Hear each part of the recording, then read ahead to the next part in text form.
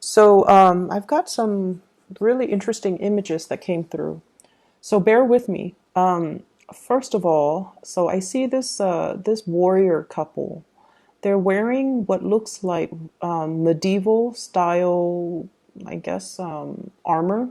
So one is a woman, the other one is a man. So I don't know if they're romantically involved, but they're kind of standing next to each other. The man, he has like a broadsword, one of those big swords that you have to hold with two hands. And the woman, she's got a smaller sword, and the other hand has like a shield. And they're surrounded by people that wants to, I guess, kill them.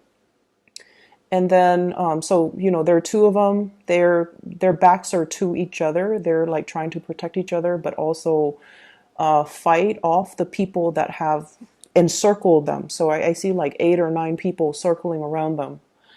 And so it flashes to this tunnel of light. So I guess like they must have perished. And then I see the same two people, the man and the woman, but the woman is wearing in modern day clothes. She's wearing what looks like a business suit, and she looks like she could be a secretary or a paralegal. There's a lot of documents and files on her desk. And then she's sitting down at her desk, and the man is standing up, and he's wearing a suit. And he seems to be like her boss or something like that. And he's telling her, he's giving her details about a very, very important case, and then she's taking notes. So right away when I saw this, I almost feel like many of you might be in a relationship where it's a reincarnational, where there might have been, a shared past life situation. And what I feel is there is residual energies from those past lives that are carried over to this lifetime.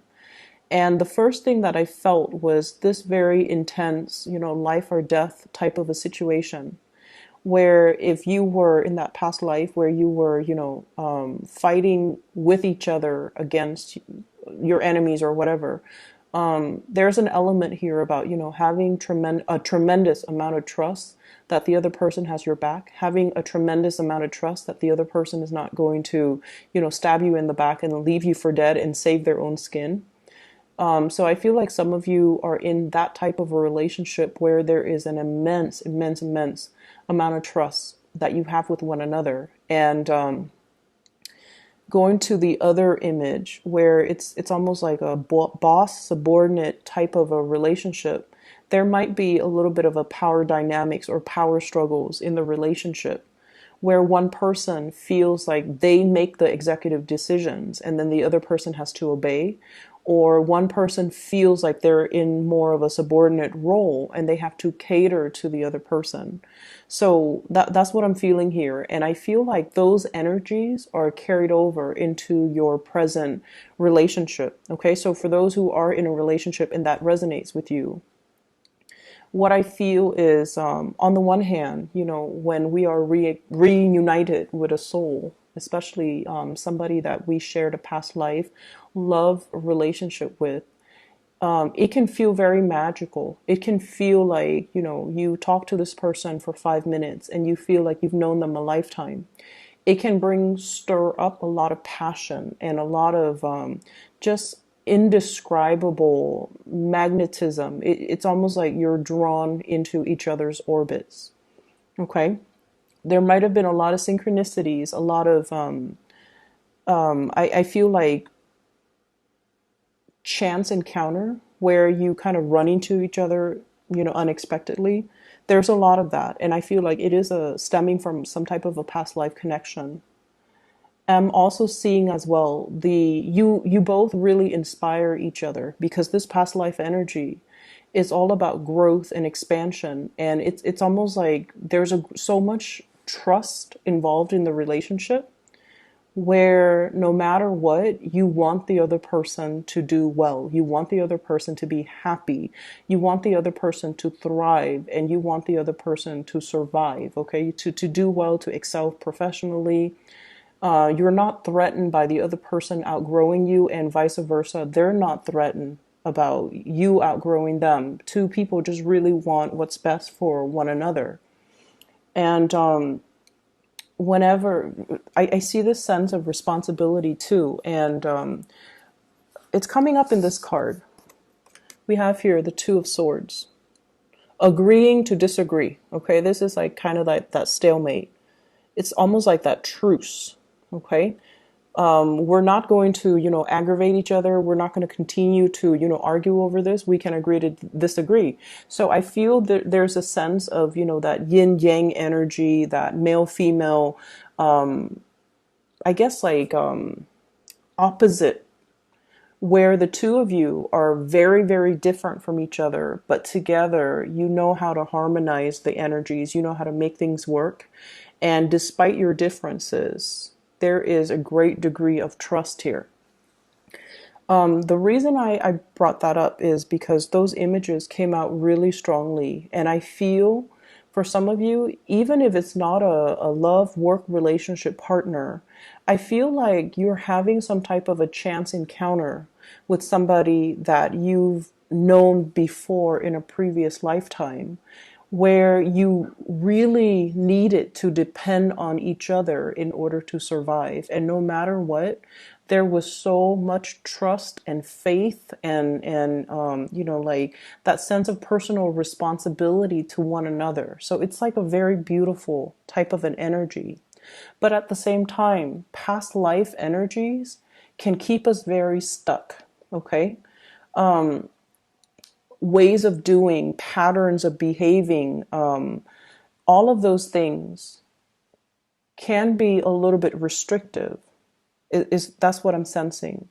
So breaking away from that, and a lot of people do past life regression so that they know what challenges they face in their past life and how that has really affected them in this lifetime, or how that has created very it's almost like unexplained phobias or unexplained fears or cycles of behaving, so that they can break those cycles. So I feel like this past life snippet that I'm seeing is hopefully allowing some of you to kind of leave it in the past and try to move forward, okay?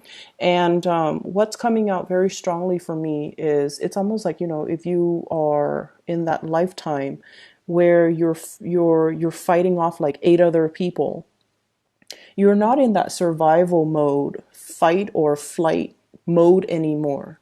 And so you have to kind of be strategic about using the resources that are around you in order to make the situation a little bit more harmonious. Okay, so that's what I'm getting. What's coming in for you, especially for, this month?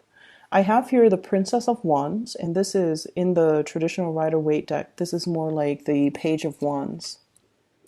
New passion, new energies, new drive and ambition, wanting to soar for the sun, wanting to show yourself as somebody who's capable and competent and, able to get work done. So I see you coming into this month very enthusiastic to get a lot of work done, to kind of show yourself, show your skills, and to, feel it's almost like embracing things, embracing new opportunities, not shying away from a challenge, wanting to take on even more responsibility so that you can learn, so that you can grow, so that you can expand. So I feel like you're coming in very, very confident. For many of you, you're looking for work opportunities, mainly because you feel like your skills might not be properly utilized in one environment. So you're seeking more work, you're seeking more responsibilities, or even more duties to kind of showcase your talents. For others of you, you might take on a second job, or you might look elsewhere, mainly because I do feel there is an element here about lacking in financial resources. Okay, so you might have, overspent, you might have overindulged, and this month you're finding yourself a little bit in the red, and you're just like, okay, where can I, cut corners when it comes to my expenses, or where can I make more money so that I am able to make more? So I feel like you're very, very motivated to go to work, if anything, to increase your financial earnings. Okay. I see many of you going through your bank accounts, going through your ledgers, itemizing everything, and then trying to figure out where you can skimp, where you can save up, where you can, cut corners when it comes to your expenses. So a little bit of fears when it comes to your finances, when it comes to moving money around from the savings account to the checking account and things like that. I see a lot of that coming in for this month, and I see you itemizing to figure out, if, for example, if you're contemplating a move, how much is that going to cost? How much is it going to cost for a new house, a new apartment, and especially to renovate or even to arrange, I'm seeing, and also like buy new furniture. So I feel like you're itemizing everything, you're putting things up for sale, you're cleaning and decluttering your environment. There's a little bit of stress coming through for this month. I feel like there's a lot of electronic communication coming back and forth. So I feel many of you are putting things up for sale, or you are doing something where you're selling things electronically and you have a lot of buyers. Okay. So like they're coming in and asking you, like possibly even reducing the price. Can you, rather than, so for example, if you're selling something for $50, they're like, can you give it to me for $40? So there's this constant back and forth. And I feel like you can, kind of put your foot down just to save yourself, the emotional anguish. Just put your foot down and say, oh, I'm sorry, whatever price I listed, that's the final price. I'm very sorry about that. So that's what I see. I feel like people are bargaining with you, but they're not doing it face to face. They're doing it through emails. And it just seems like it's a drawn out process. So they would ask you a question, and it's not until the next day that you respond to them. And then the next day they respond to you. So it feels like it drags on for more than a week when you just want to get these items out of your space. That's what I'm feeling here. So I see a lot of cleaning up, decluttering, which is good. I feel like it's going to put much needed, resources back in your pocket. So traveling light, decluttering your environment, cleaning things up, I feel like it's going to be very fruitful. Okay. What I also have as well, this is the Nine of Cups. Okay. This is a card about emotional fulfillment, getting your wishes met. And when I saw this cup, you know how I don't know. I don't know how to describe this, but you know how some people, they arrange, like for New Year's, for example, or like at a wedding, they arrange all the champagne glasses almost in a pyramid, and then they pour the champagne from the top cup, and then it trickles down to all the other ones. That's what I'm feeling. And Aquarius, one of the habits that you have is in order for you to feel completely happy, you feel like everything has to be perfect. Everything, like it's almost like I can only be happy if all of my ducks are in a row. I can only be happy if all the areas of my life are perfectly balanced. Okay. So work has to be perfect. I have to love my job. My relationship has to be perfect. On top of the work being perfect, I have to be with my soulmate. And then on top of work and my love life being perfect, I have to have like, groups of friends or, group associations that are really emotionally fulfilling. And then on top of that, family situation has to be perfect. So everything in your life you feel like has to be at its best in order for you to say, I'm happy. And I feel like there's a little bit of a fallacy when we look at things in that way. It makes us too perfectionistic. It it's almost like putting a lot of unnecessary pressure on yourself to make sure that everything in your life is stable and perfect, and just, everything is in its place, rather than really enjoying the imperfections, and rather than just enjoying the moments of happiness as they come in. So I see almost this obsessive need from your end, not only to control things, Four of Pentacles, it's the Miser card, but also you're trying so hard to exact perfection in all areas of your life, and you're not giving yourself a break. You're trying so hard to be everything to everybody, and you're not giving yourself the time to just be you. You're measuring, I guess, like your ideals of happiness as being, this total state of completion where everything is neat and orderly and perfect. And you're putting a lot of unnecessary pressure on yourself. I feel like many of you have become aware of this, and you're shifting to a place where you are more welcoming when it comes to, the organized chaos. Like you're welcoming it, and you're okay with that. And so what I feel in terms of this spread overall, when it comes to your advice, is this is a square, right? It is very, very stable. But at the same time, it's a little bit rigid. It's a little bit uninspiring. So they're trying to shift you away from this and to allow this change to happen in your life. A change that is a little bit more open-ended, change that is also a little bit more like organic. Okay? So not seeing things as this four corners and everything has to have a place, and it's building things up like one by one, and needing to itemize everything. They're telling you to kind of allow the process to organically unfold and to work from a space where you're, I want to say, allowing the universe, I guess, to take over. What I really like about this card, and this symbol of Jupiter. Jupiter is the planet of luck and expansion, okay? And so you're being helped along the way, and is to kind of allow you to take a step back, not try to control everything, and just let things unfold in a timely manner, okay? In a timely manner that is divinely guided, okay? So aside from that, the other thing that I'm picking up here is let's talk about the relationship partner or whoever it is that is heavily on your mind that you are thinking about. We have here the Eight of Wands. This is a very non-traditional deck, okay? And what I feel is, for some of you, the Eight of Wands is, the fast, swift communication. In this deck, the energy is a little bit different. You're dealing with somebody who communication between you and this person can be a little bit contentious and can be a little bit jarring.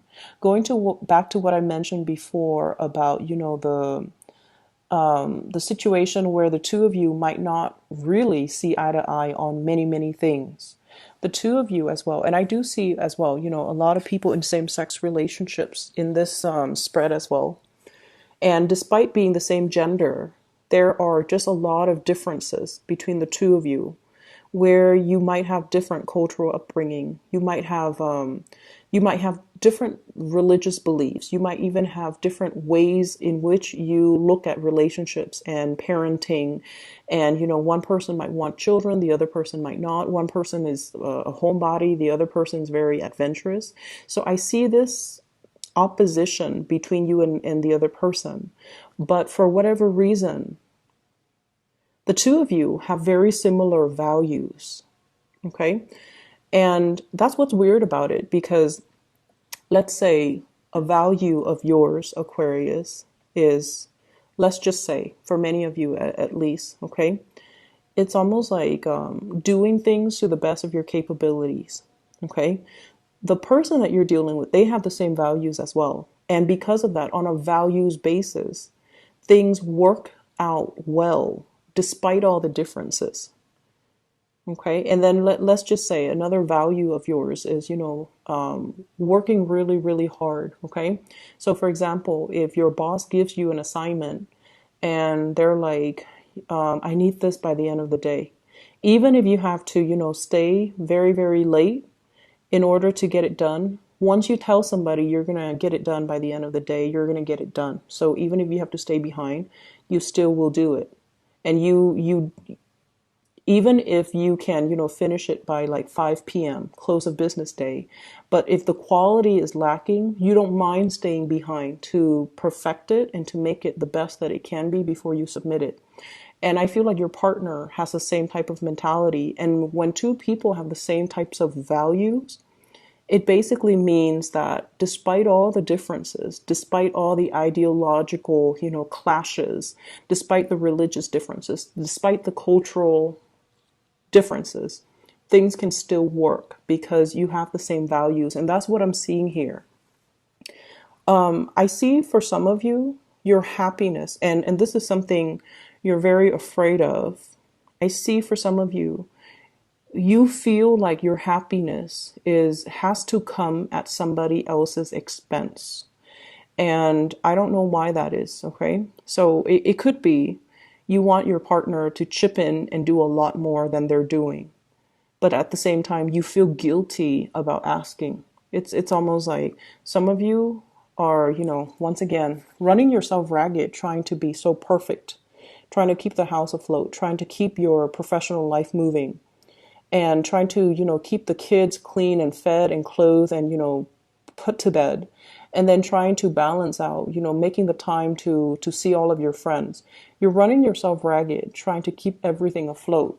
And you want your partner to chip in, but you also understand that your partner as well, because of this values, your partners are also like you. They're trying to get things sorted out and moving along in their life. And you feel like, I really need you to step in and help me. But is it selfish for me to ask this of my partner? Of course, it's not selfish for you to ask, but you feel that way. And so your happiness does not have to come at anybody's expense. I feel like that is a mentality or a false paradigm that you're taking on because you're so self-sufficient most of the time that you feel it shows weakness or it shows a lack of being able to be on top of things when you have to ask somebody for help.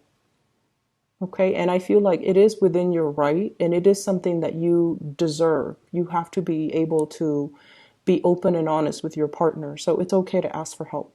And then this image about your happiness is coming at somebody else's expense. So I have here 9 of Swords and then 9 of Cups, trading one for the other.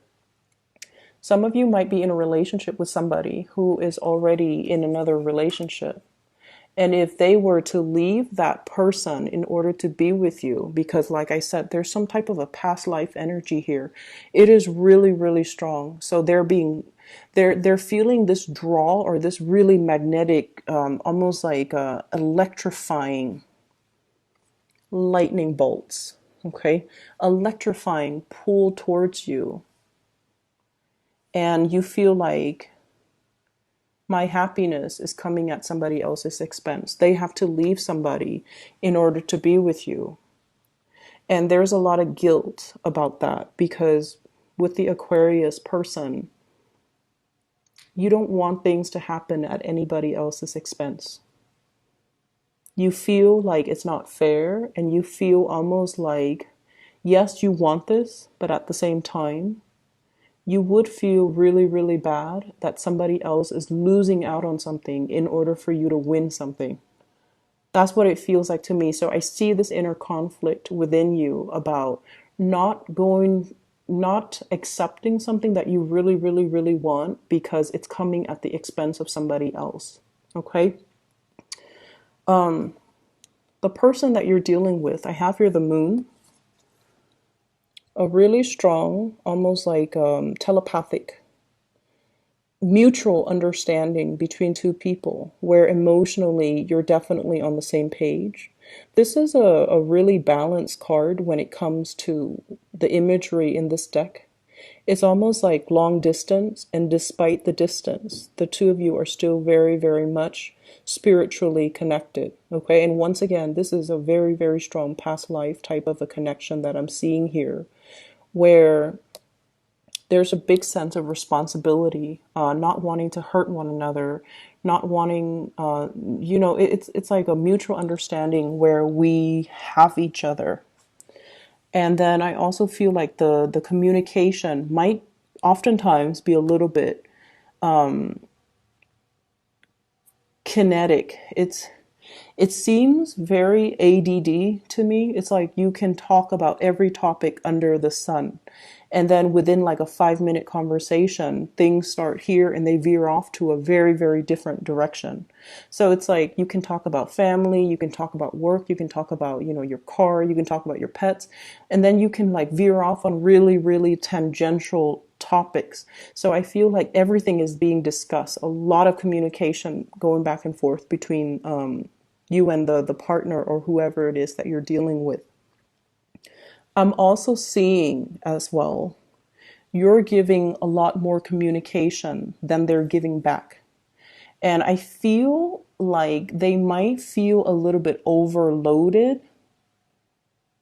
Okay, so that's what I'm sensing. It's almost like you're you're bombarding them with way too much communication, and they're still trying to figure out how to answer your first question, and you've already shot them like three other questions. So I feel like it would be better if you slow down when it comes to the communication, so that it allows the two of you to understand each other fully and to discuss one topic at a time, thoroughly and completely, before you move on to another topic. Does that make sense?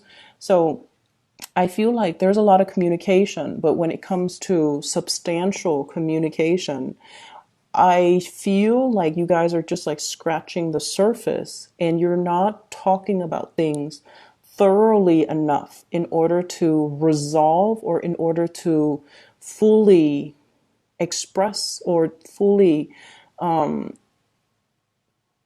explore that topic before you completely move on. Okay? So slow down the communication a little bit, asking the other person more follow-up questions so that you understand where they're coming from, because I feel like they feel a little bit overwhelmed. They're like still trying to figure out the first part, and you're already, 3, 4, 5 steps ahead of them. And I feel like they feel a little bit overwhelmed. Okay? Your partner is going through some major transformative changes in their love life as well.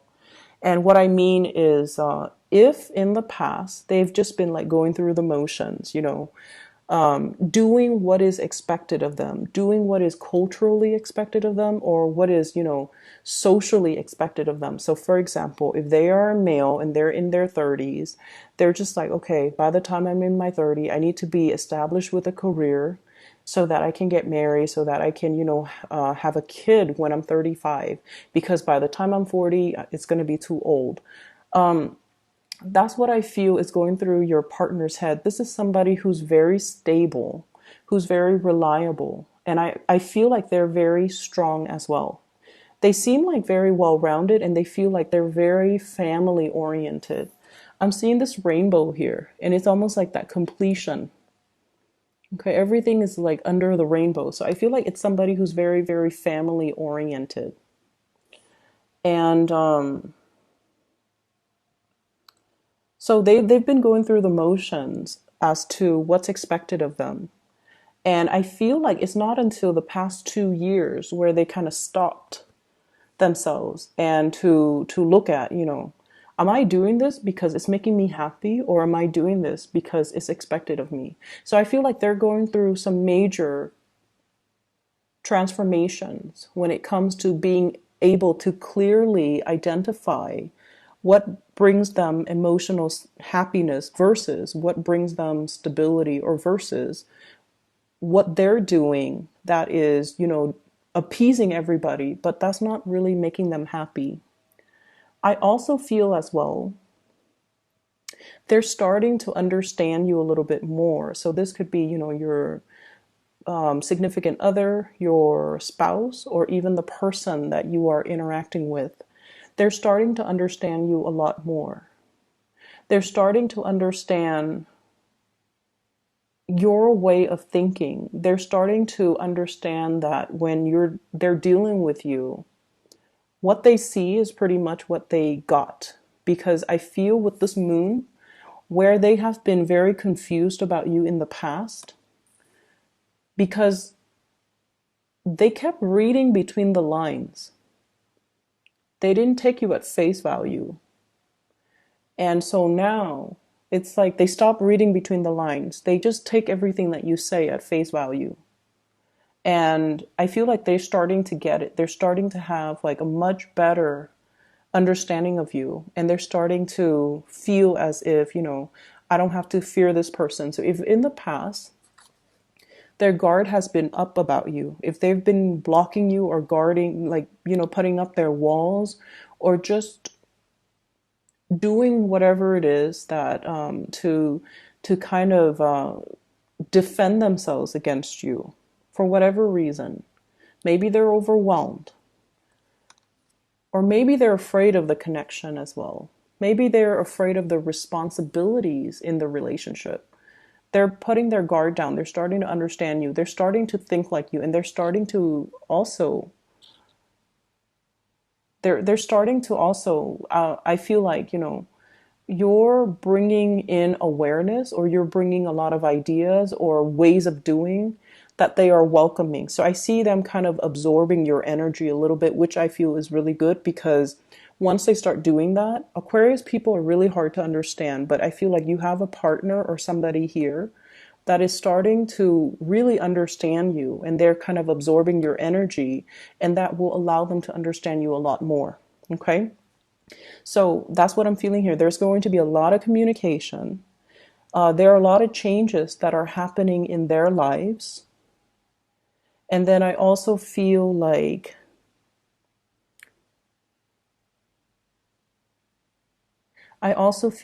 whatever has been troublesome or problematic about the communication in the past, now there is some type of it's almost like a peace offering here. A peace offering, okay? A stalemate. We don't have to fight. We can agree to disagree.